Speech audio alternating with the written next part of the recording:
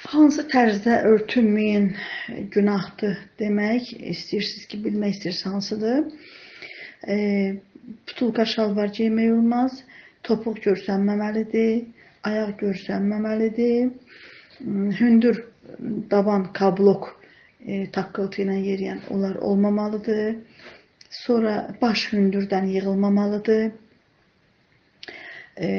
Çox cəzbedicilik olmamalıdır. Yəni hicab elə formada yığırlar ki, insan elə heç onu baş açıq vaxtında ona baxmırdılar, amma indi ona daha çox baxırlar. Bax, bunlara diqqət olunmalıdır.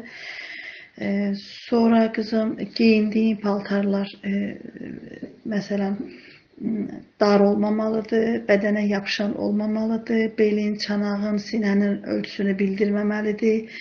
Geyilən hicab sinənin üstünü belə örtməlidir, hətta hicab bu qədər uzun olmalı, sinənin üstü örtməlidir. Və bu cürə qızım və üstdən geyilən paltarın da uzunluğu ən qısası dizin aşağısı örtməlidir. Ən uzunu topuğa qədər də ola bilər.